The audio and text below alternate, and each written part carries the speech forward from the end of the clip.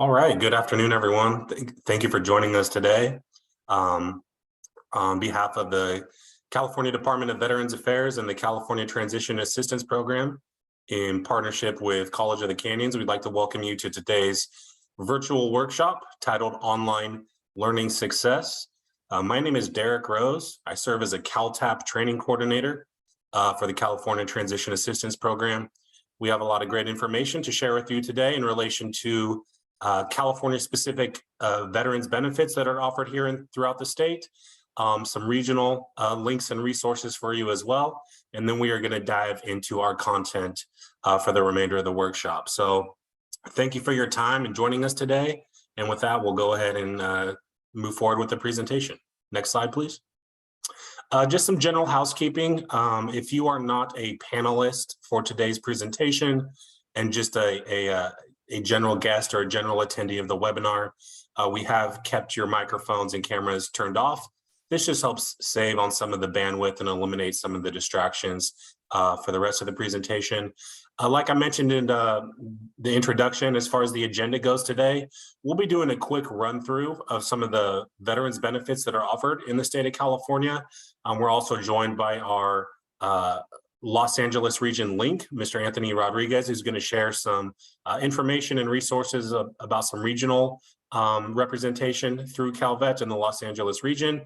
And then we're going to be joined by my colleague, Michael Cisneros, who is going to be diving into our online learning success content. After the presentation is over, we will allow some time for questions and answers. If you notice on your toolbar, you'll see two separate chat features. One is a chat that we use to send out links and resources as we're going along. But if you yourself have questions, please use that Q&A tab. This just allows us to view the questions as a group, and the appropriate subject matter expert can answer those either on the spot, or we can hold those to the end of the presentation. So next slide, please. So let's begin with just an overview of the California Transition Assistance Program. Again, my name is Derek Rose. I'm a training coordinator for CalTAP. So I'm excited to be here today and share this information with you all again. Next slide, please. What exactly is CalTAP? Well, just as it says, it's designed to inform and connect veterans of all eras to their state and federal benefits. And the way that we have designed our program is through our 5 pathway areas, and you can see which one of those, which each of those pathways are. Everything from our core curriculum, which is kind of like veterans benefits, VA 101, everything from how to enroll in VA healthcare, how to file a claim for service-connected disability compensation, exactly what your veterans benefits are, either federally or here offered in the state, and we're going to dive a little bit into that as well as our additional pathways, education, employment, entrepreneurship, if you're looking to start or launch a business, or a veteran service providers pathway if you work in a related field that provides services to veterans. It's kind of a cultural competency training program as well. So if your transition is taking you to any one of these key areas, we have programs and lessons designed for you to help you navigate each one of those areas. And we're going to kind of show you how to find us and kind of navigate through each one of those. Next slide. First, I would also like to give a plug for our California Veterans Resource Book. This is a great tool to keep handy. It's basically an A to Z listing of all your veterans benefits, whether it's federal or state. It kind of goes over all of the eligibility for everything that we're going to be covering and more. So I do encourage you to obtain a copy of this book. If you aren't able to obtain a hard copy, we can put a link in the chat for you to download a PDF version. It's just a really great tool to have in your toolkit going forward. Next slide. So how can you find us and use CalTAP online? Great question. Next slide, please. So this is our main page through Calvet, calvet.ca.gov, and you can see some kind of our program areas that we offer. But as far as the CalTAP specific program, you can go ahead and click on that red icon right down there in the middle right, And then the next slide would bring you to our CalTAP pathways page. So everything I mentioned from all of those pathways regarding education, entrepreneurship, and our additional pathways as well. I do actually want to highlight, over the past few years, we have been doing a lot more virtual-based trainings and workshops, and you can view all of those recordings on our archived webinar page. Anything from really specific topics about the Calvet home loans or mental health programs and services or employment workshops and things of that nature. So that's a great way for you to kind of go through our archives and find some additional trainings that aren't covered today that may be relevant to you. But for today, we want to focus on where it does say that core curriculum pathway. So we clicked on that, and the next slide would bring us to all of the modules that fall within our core curriculum pathway. So kind of like I mentioned, VA 101, anything from healthcare, claims and compensation, how to protect your benefits through financial literacy trainings, discharge upgrade information, and things of that nature. So this is a great starting point. But for today, we kind of want to focus on that module 5, which is our California specific veterans benefits. So if we clicked on that, the next slide is what exactly are my California benefits, right? Again, all of this information, again, is in our resource book that you can find everything that we're going to be covering today. So the next slide would bring us to exactly an overview of what exactly those benefits are. So we offer, several different benefits and, a lot of different programs, whether through Calvet or partnerships with other agencies. So for starters, we have a great benefit called the College and Tuition Fee Waiver Program. This waives tuition at any state school, whether it's a UC, CSU, or UC, for dependents, for children of service-connected disabled veterans. So if you have a VA rating, whether it's a 0% all the way through 100%, your child could go to school tuition-free. It's a really great benefit. We have the veterans designation on the driver's license. It's just the word veteran printed on your driver's license. This just allows you any local benefits or discounts. So you don't have to carry around your paper copy of your DD-214 everywhere you go. There's the motor vehicle registration fee waiver. If you actually have 100% service connection with the VA and you have limited mobility, you can request to have a medical certification that would have your registration fees waived through the DMV. If you have a 50% VA rating, you can qualify for reduced fees on hunting and fishing licenses, as well as a distinguished veteran state parks pass, which allows you a no-cost use of all of the state parks in California, which is great if you're into recreational activities. There's the disabled veteran property tax exemption. If you have a total and permanent 100% VA disability rating, you can apply through your county assessor's office to where you pay your property taxes. And you can apply for what that exemption amount is in that county. So I do encourage you, if you have eligibility, to follow up to save you some money on your property taxes. Business license and fee waiver, if you wanted to actually sell any products or services, you can apply through if it's a city license or a county license, to see if they will honor that waiver for you at their office. Calvet home loans, we offer a great home loan program through the state of California that uses your VA home loan eligibility. So if you're interested in home ownership and you're considering your options, you can always reach out to our department directly to see how a Calvet home loan might be a good option for you. We have our women's veterans and our minority veterans division outreach through our headquarters building in Sacramento, doing a lot of great work helping some of our underserved veterans in the state of California. Calvet operates 8 veterans homes for long-term care, all the way from independent living all the way through skilled nursing facilities. There's 8 facilities statewide. So if you yourself or a friend or family member does approach that time of need for long-term care, just know that they have eligibility for residency in a Calvet veterans home.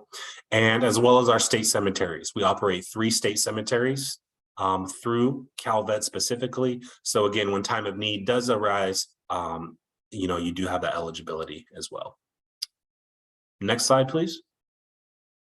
So some additional common veteran websites that you may navigate in your transition or have already come across as a veteran.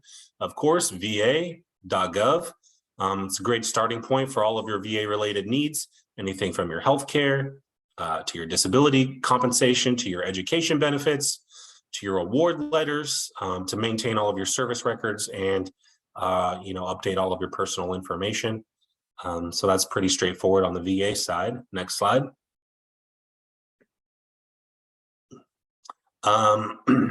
So you may be familiar with the e-benefits portal, but it has kind of had a shift to go to more of a centralized location for all things VA related. It's called My VA. It's just a new portal to manage all of your benefits, whether it's healthcare or disability claims or pension needs or anything like that. So My VA is probably what you're going to be seeing when you try to log on to e-benefits. Next slide. My Health eVet is where you can manage and track all of your healthcare needs if you still receive your healthcare. Well, if you do receive your healthcare through the VA, where you can go to refill your prescriptions, schedule your appointments, and manage all of your personal healthcare needs as well. My Health eVet. Next slide. So that was just a general overview of some of the programs that we offer through CalVet. If you would like to stay connected with us to find out more, you can always reach out to us at our email address listed right there at calvet.ca.gov. You can always register on our website through our My CalVet account, which allows you to just stay up to date on all of the information coming through our pipelines at CalVet. You can follow us along on our social media channels. You can attend our upcoming webinars that we're hosting. And we also have a survey that's going to be going around today. There is a QR code for you right there.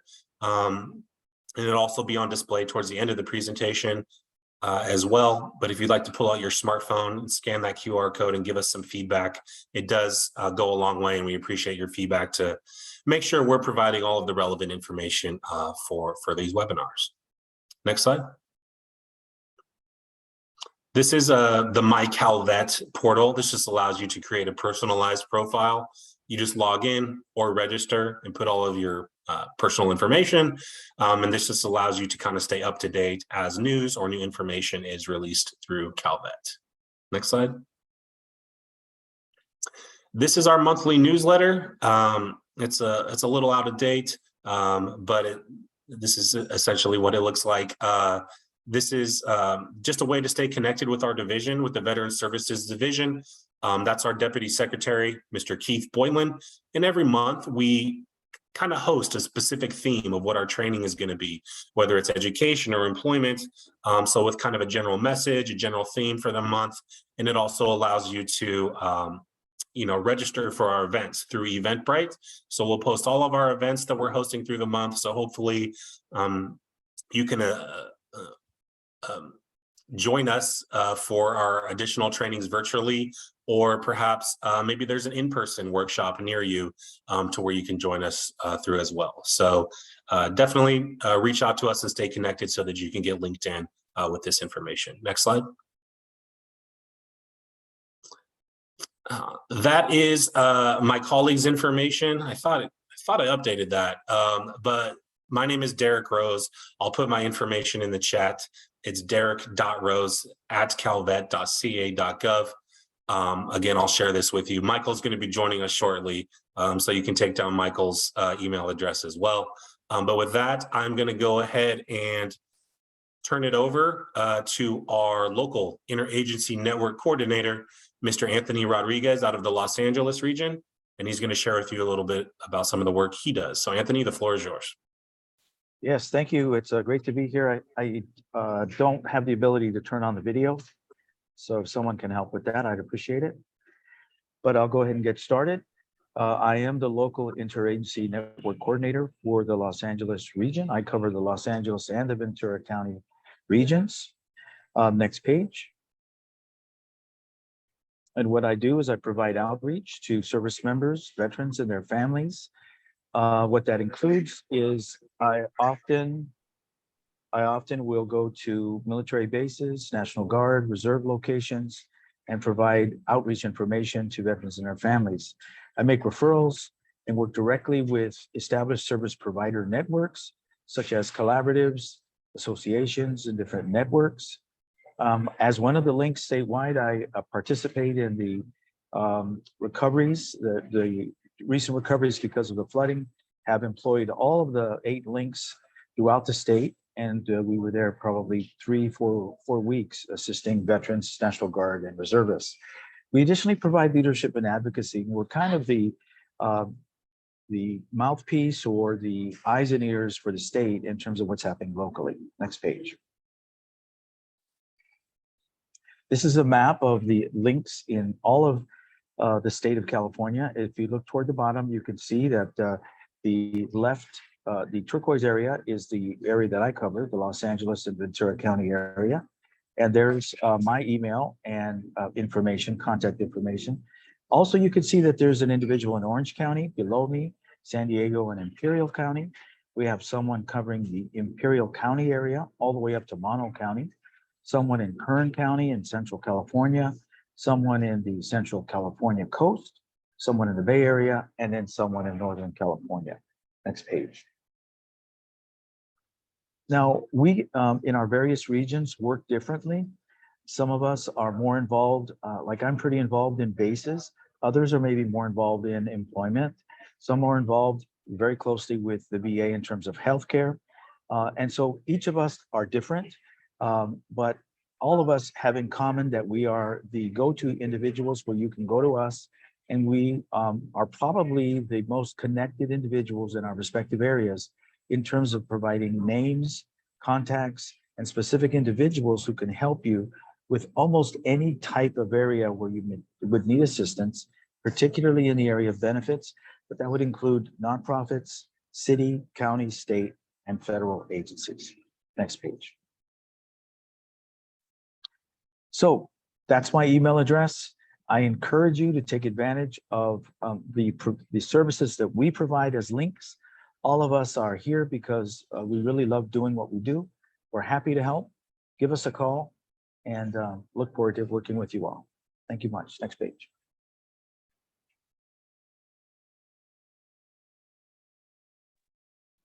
All right.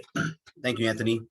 At first, I want to apologize. Me and Derek were trying to set up something with the slides, and we made that last correction before I started sharing my screen. So that's my fault. But my name is Michael Cisneros. Both mine and Derek's contact information will be up on the final slide along with Anthony's. I want to thank you, Anthony, for joining us today. Anthony is our, like Derek said, he's our Los Angeles link. He will be jumping off the webinar in a little bit to attend another engagement, but his contact information will be at the end. And if you have any questions for your Los Angeles region link, you feel free to reach out to him and get those questions answered. My name is Michael Cisneros, training coordinator with Calvet. Been with Calvet for a couple years now. Spent my time in the higher education system before getting the job with the state. So I'm happy to be here today and kind of give you some tips on online learning success, especially after coming back from COVID and getting back into the classroom. So different types of instruction. There's 2 different types of online instruction. It's synchronous and asynchronous. In your course descriptions, when you are looking at classes to enroll into, they may have these words in the course description. Sometimes your schedule will say to be determined or to be announced when you are looking at online courses. However, you always want to check to see what kind of teaching it's going to be. So synchronous coursework is going to be interacting with the teacher in real time. So you're sitting there at your computer desk, you are using whatever program it is that you're going to school or that the school is using. So whether that's Canvas, Zoom, Google, and you're also sitting there learning from the teacher at the same time with other students. You're logging in for lectures and any discussions. The pros with synchronous learning is that you get that immediate social interaction that you are looking for when you are taking courses online. There's also faster information exchange and community building, which you can also get these sitting in class as well. However, if your schedule permits and you're able to do it online, these are the pros of working in synchronous coursework. The cons, obviously you're sitting in the class at a direct or a specific time that could interfere with your schedule outside of school. You're dealing with technical difficulties all the time, whether it's asynchronous or synchronous. So, what does your internet connection look like? Do you have the right tools or the right programs to take this class? And then also that goes along with the accessibility limitations. Are your tools up to date? Do you need, closed captioning on your program to learn better? Those are the things that you want to take into account when you are doing synchronous learning. Asynchronous is going to be totally different.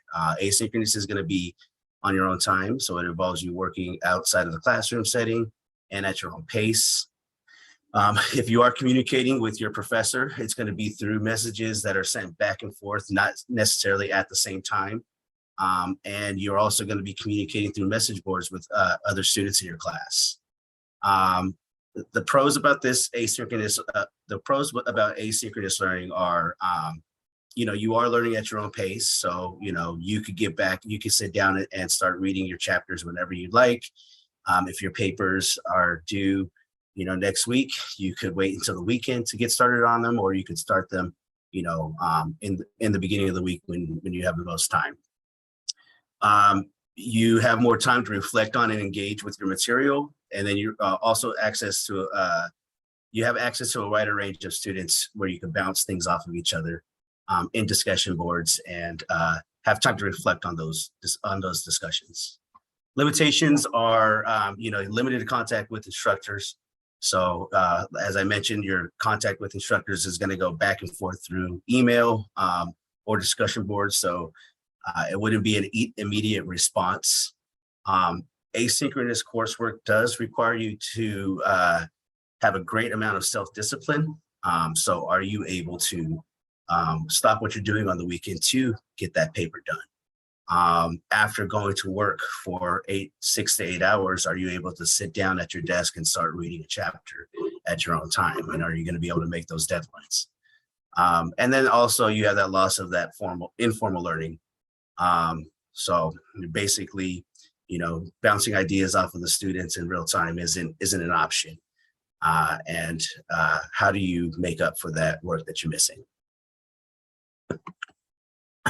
During synchronous instruction, so this is instruction where you are sitting in a class with your professor and other students are online with you at the same time. You always want to make sure you're dressing appropriate. So just treat this as if you're going to any other class, as if you're going on campus to any class. Wear something that, is not going to be distracting. Wear something that, will be comfortable, but also appropriate for a classroom setting. If you have a microphone or if your cam is on, follow your instructions on the syllabus, or if your teacher sets up preferences of what they want the class to do when it comes to mics and cams. You either have them on or you have them off at all times, and that's up to the professor. So just make sure that you are following those rules.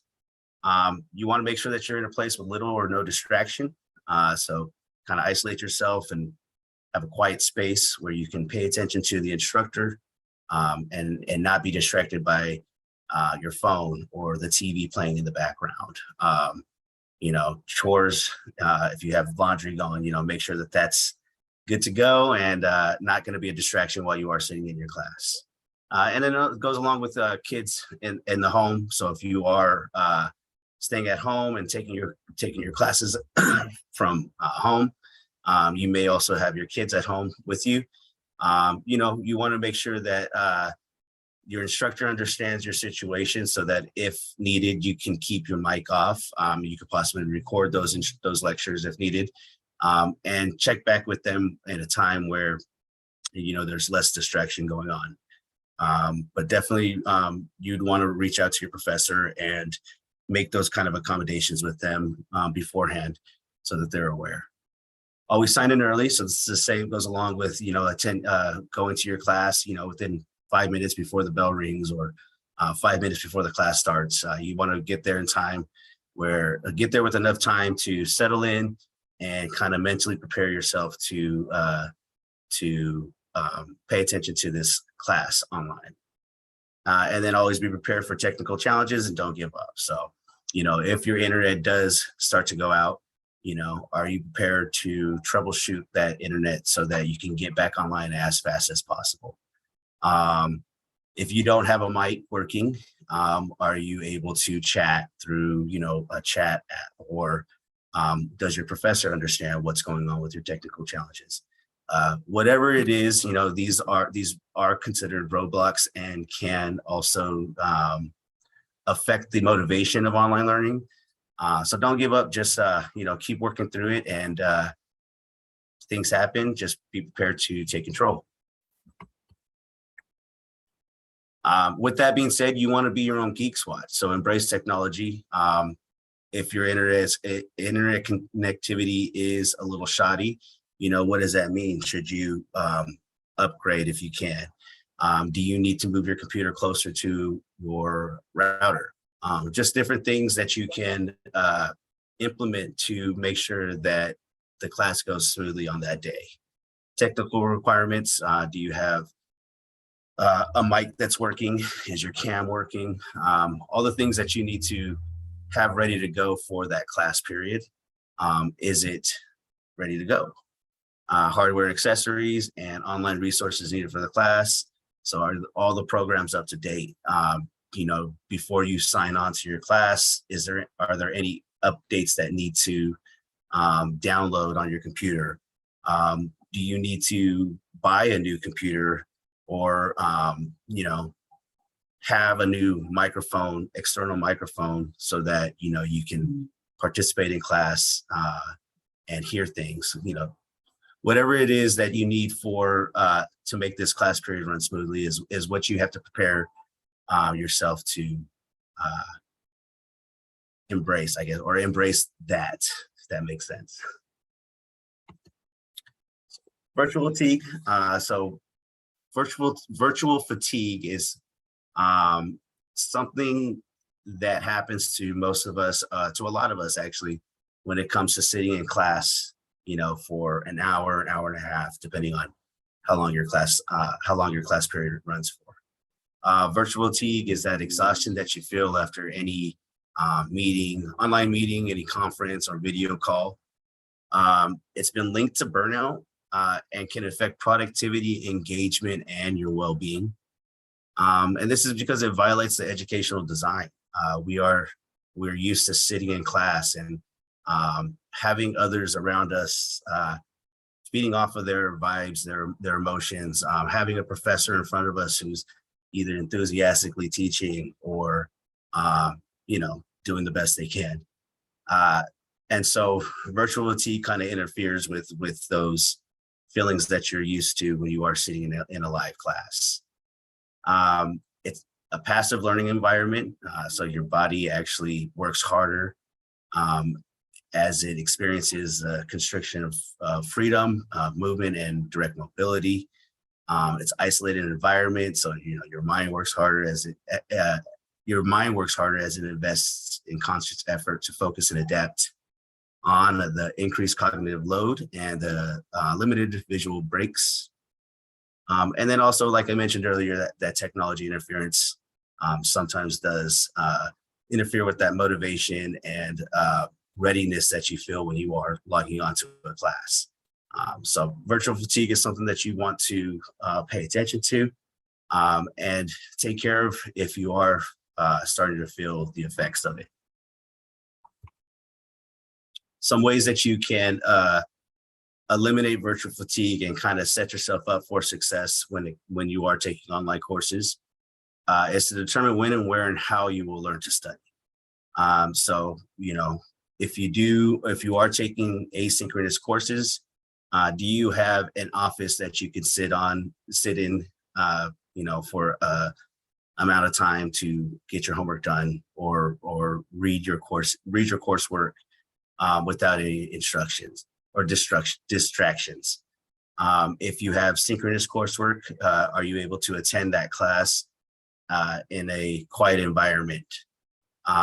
Do you have the motivation to take the class, to start reading, after you've done working, a 6-hour shift, knowing that schoolwork is coming up? Are you prepared to go in there and read, a full chapter for the week, or start a paper that is due at the end of the week? Managing your time is always going to be important. Definitely recommend using your calendar on your phone or a planner if that works better for you, having it a tangible piece of material that you can use to look at and plan your days around. Think about how much time it's gonna cost to read that chapter, or how much time you're going to need to write that 5-page paper or 3-page response. And make sure that you're managing your time well and utilizing calendars, Post-it notes, and other things that you can use to stay on task. Eliminate distractions, kind of what we've been talking about this whole time. Just make sure that your space that you are in is clear, clean, limited noise. Can you close the door and avoid what's going on in the outside rooms? If you have kids, is there a spouse in the house that can actually watch the kids while you are taking the class? If not, do they have childcare? And if not, is there a way that you can speak with your professor to make accommodations for those situations? Even if the courses are not live during scheduled times, watch recorded videos and do the readings during the scheduled times. So sometimes your schedule may change. Sometimes your professor may have to cancel a class if it is a synchronous course. You could look at that as a day off. However, if you're trying to stay on top of your work, you want to, follow the instructions that your teacher leaves. Sometimes your instructor may actually have coursework that they want you to finish. They may actually have a video that they want you to watch in lieu of attending a course. So make sure that you are reading, using that time that's dedicated to that class to go towards activities that are due. So paper writing, reading chapters, and watching assigned videos if necessary. Manage your time goes along with your calendar. Always use a calendar. I can't tell you how effective my work has been when I started using a calendar. I actually use a calendar on my phone, and I have a calendar on my wall to keep track of all my assignments, to keep track of all my work that's due. And it does help seeing it there in front of you, knowing what's due, what's coming up, and what I need to prepare for. And do not overschedule.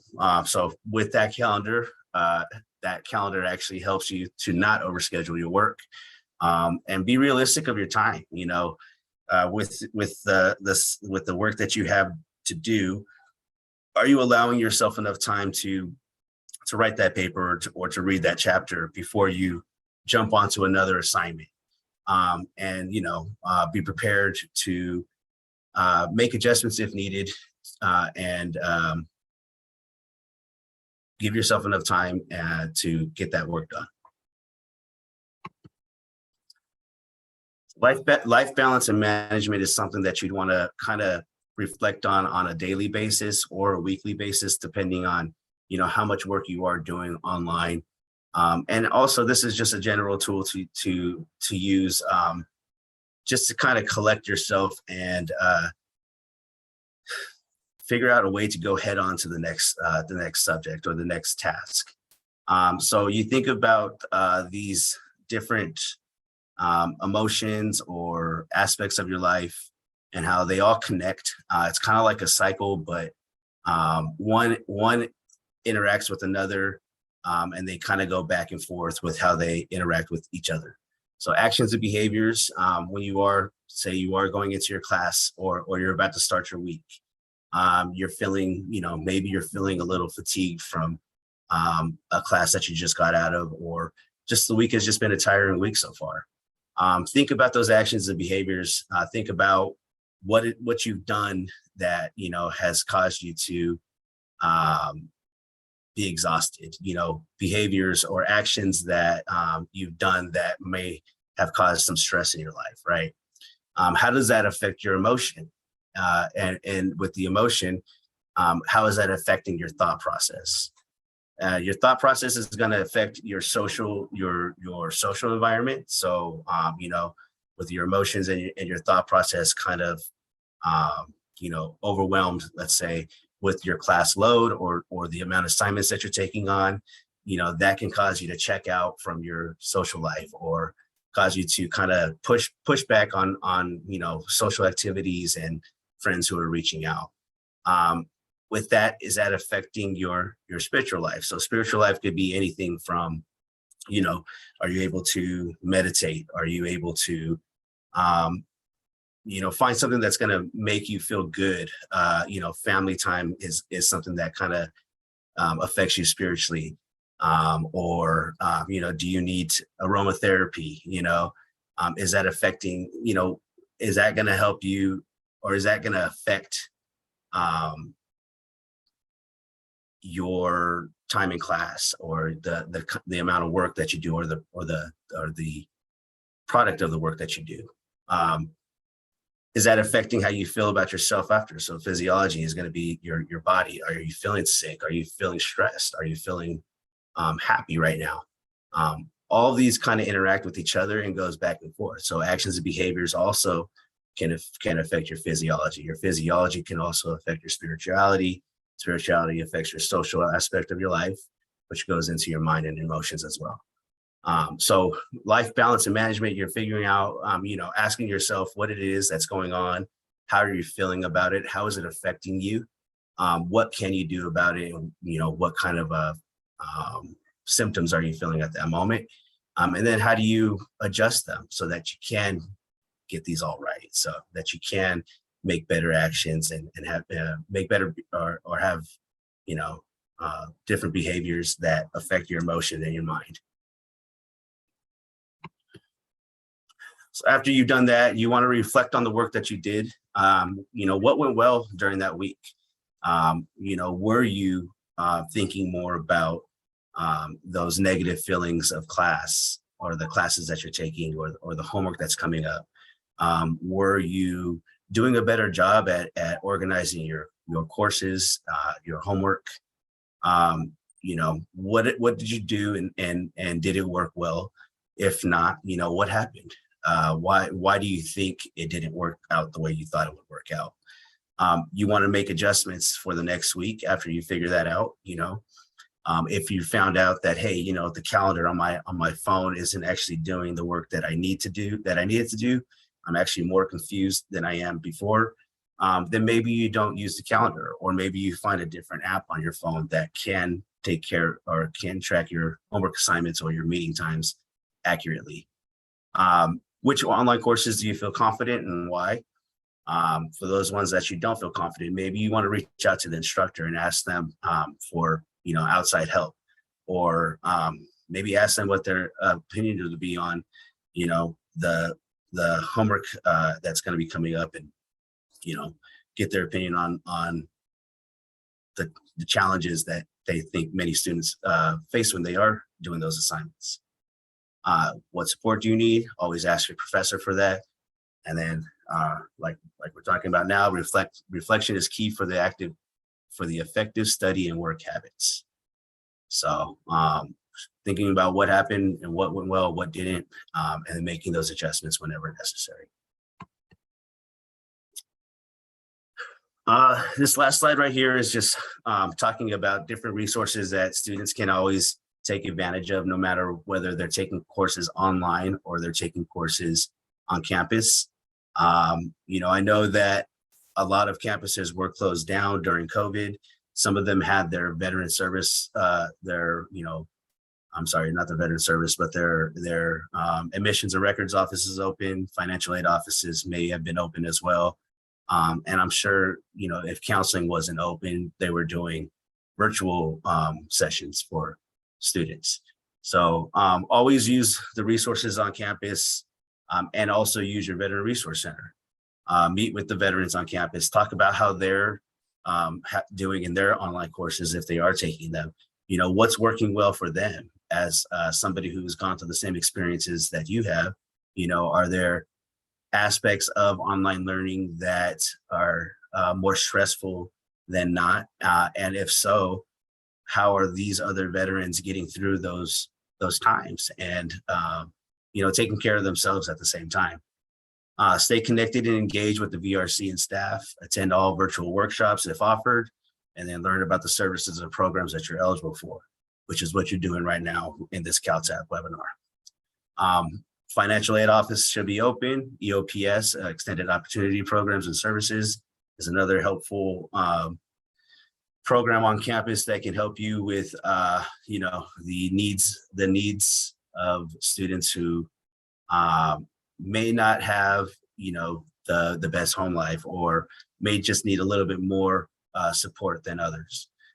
Library and tutoring is always available. Writing centers, math centers should be open for students on campus right now. So health centers, student government, these are just the things that you want to take advantage of if you can go on campus.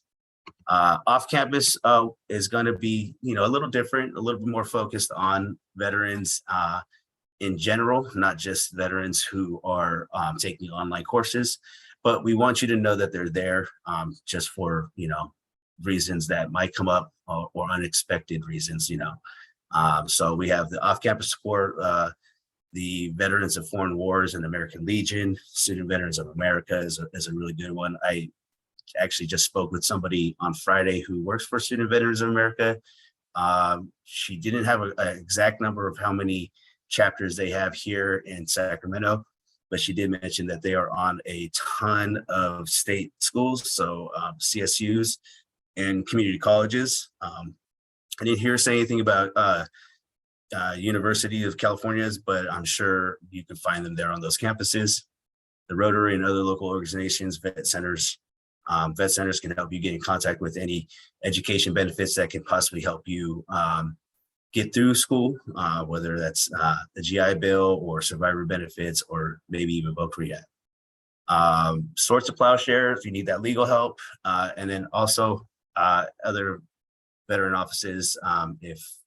If you ask your VRC, they may know of other offices that can help you out. Right. So just a quick little overview on what you should think about when you are taking those online courses. What usually stems from those online courses, and how you could get through them. If you do have any questions about the content that we went over today, if you need to know a little bit more about asynchronous or synchronous learning, or you want some recommendations on how to keep your work organized, feel free to reach out. You can call that 1-800 number. I think for this information, feel free to email me instead, so that michael.cisneros@calvet.ca.gov goes direct to me. I check that daily. Questions about this online learning probably could be directed to me, and I can definitely help you out with those needs if possible. So we're going to move now into the questions and answers period. I do see that we do have one question, but feel free to throw those into the Q&A section if you do have some. I mentioned earlier, Derek Rose's contact information will be on the final slide. Anthony Rodriguez, I think, had to leave the webinar for the day, but his contact information is there. So any questions that you do have that we don't get around to answering today, feel free to email us so we can get them going. So go ahead and open up the Q&A. I do have one question that says, in regards to hybrid courses, does anyone know what the requirement is to continue to receive the monthly BAH stipend? Example, if I do 2 courses in person and the rest online, will we still receive the full benefit? And Derek, please correct me if I'm wrong on this one. I do believe that as long as you are taking 1 class on campus, you are still able to receive the benefit. The full benefit, though, I don't necessarily think that it's going to be affected unless you were taking all of your classes online. But Derek, if you know of anything different, feel free to jump in. I do know, though, that if you have specific questions about your BAH or GI Bill, you can always give the GI Bill hotline a call. They're pretty good at answering those kind of questions and letting you know for sure what's gonna happen with your stipend, if it's gonna be affected or not. Yeah, I would agree totally, Michael. I think those rules were changed a little bit during COVID. Because a lot of it was strictly virtual learning. So if those courses are now offered back in person, then that's right. As long as you do one of those classes on campus, because that affects your BAH or where the school is. And as long as you're still a full-time student, you can still take the remainder of your classes online. So that's what I did when I was going to school. I chose to do mostly virtual online classes just because of my schedule. I think I only had 1 class that was on campus, and I received the full BAH. So I do know it changed over COVID, but I would also check with the Veterans Resource Center or the VA certifying official at the school, just to double check on that. But I'm pretty sure you still get the full rate, just like Michael said. All right, thank you, Derek. Appreciate that that assistance. The next one asks, will this video be uploaded? Yes, actually, we're recording this video right now. We are going to upload it to our archives page as well as our YouTube page. On our archives page, we're going to have the video along with this PowerPoint. So if you wanted to download the PowerPoint as well to have the resources in them, our contact information, or even just the content, you can do that once it's up. It usually takes about a week to 2 weeks before you see it up. So I would definitely, give it another week if you don't see it up by next week. And if it's still not up within 2 weeks, feel free to reach out to me or Derek, and we can find out what's going on with that. With that being said, that looks like as of right now, that's the last question. I'm going to keep it open just for a little bit more while I move on to the next couple of slides. So please, if anything comes up, feel free to ask them. I want to bring your attention now to just some of our upcoming events for the month of March. We do have a couple of webinars coming up that are going to be focusing on our VRNE or on the VRNE program. VOC Rehab, Veterans Readiness and Employment used to be called VOC Rehab. So find out more about that. Compensation and pensions. And then, like Derek said, this month we're focusing on mental health. So we do have a couple mental health webinars that are happening at the end of the month. Some of these webinars are going to take place through, or are going to be put on through a school. So another college campus is, probably having Veterans Readiness and Employment. I believe that's Skyline. You don't have to be a student to register for those webinars. You can simply just go to our Eventbrite page and register that way. Live events are also happening. Most of these are happening on college campuses as well. So if you are going to our Eventbrite page, just make sure that you are double checking to see if it's a live event or an online event. Live events are also open to the public for the most part. So if you can make it to, I believe 322 is going to be online learning success. Another one of these webinars or another one of these presentations, but it's going to be at University of California, Riverside, UC Riverside. So if you can make it to any one of these campuses, feel free to register and join. If not, check out our archives page. You may find a webinar that we've already put up for the same topic. And then Derek mentioned this earlier. So this is, again, our survey. not necessary to fill out, but if you did want to take the time to let us know what we did well today, what we can work on in the future, maybe there's some topics that you want to know more about for later webinars or presentations, feel free to let us know. We will definitely take those into consideration. And I still am not seeing any questions. So about 10 minutes, we can go ahead and, if no questions are coming through, we can go ahead and wind this down. I want to thank you all for sticking around for this webinar. Thank you, Derek, and thank you, Anthony, for your support. If you have any questions, feel free to call that 1-800 number a call, or give that 1-800 number a call. Anyone from me, Derek, Anthony, or any of the other TCs will pick up and assist you. That CalTAP inbox is also a great way to get a hold of me or Derek. It is checked daily by others on our team, as well as me and Derek at times. So feel free to reach out with any questions. And with that being said, I want to thank you guys all again for being here, and we'll go ahead and wind it down. You Thank guys you. are, yeah.